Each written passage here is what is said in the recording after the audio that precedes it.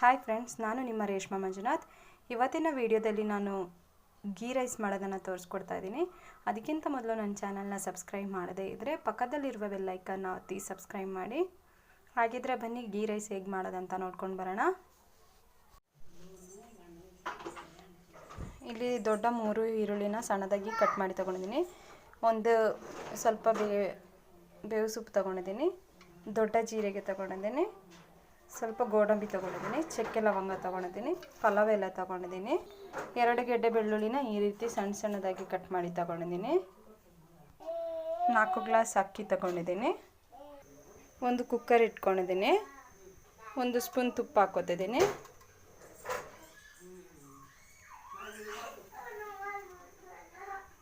ಈಗ 7 ರಿಂದ 8 ಸ್ಪೂನ್ ಎಣ್ಣೆ ಹಾಕೋತೀನಿ.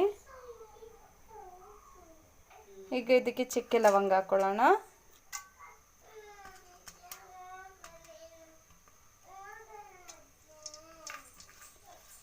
ಜೀರಿಗೆ ಹಾಕೊಳ್ಳೋಣ, ದೊಡ್ಡ ಜೀರಿಗೆ,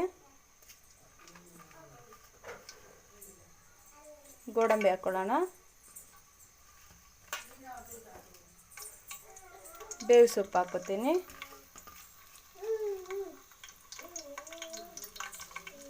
ಪಲಾವ್ ಎಲೆ ಹಾಕೋತೀನಿ. ಈಗ ಇದಕ್ಕೆ ಕಟ್ ಮಾಡಿರೋ ಬೆಳ್ಳುಳ್ಳಿ ಹಾಕೋತೀನಿ. ಇವಾಗ ಇದಕ್ಕೆ ಈರುಳ್ಳಿ ಹಾಕೊಳ್ಳೋಣ.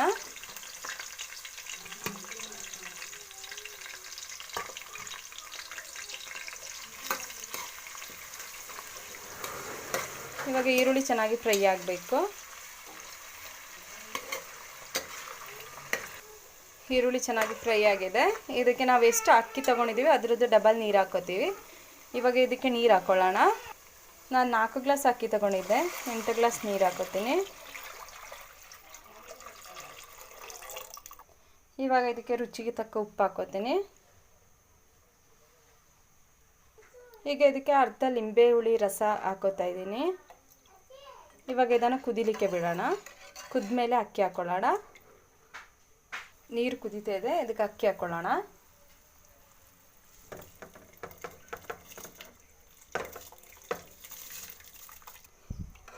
ಅಕ್ಕಿ ಹಾಕ್ಕೊಂಡಿದ್ದೀನಿ. ಇವಾಗ ಇದಕ್ಕೆ ಉಪ್ಪೆಲ್ಲ ಕರೆಕ್ಟ್ ಉಂಟಾ ಅಂತ ನೋಡಿಕೊಂಡು, ಉಪ್ಪು ಬೇಕಿದ್ರೆ ಉಪ್ಪು ಹಾಕ್ಕೊಂಡು ಲಿಡ್ ಕ್ಲೋಸ್ ಮಾಡ್ಕೊಳ್ಳೋಣ.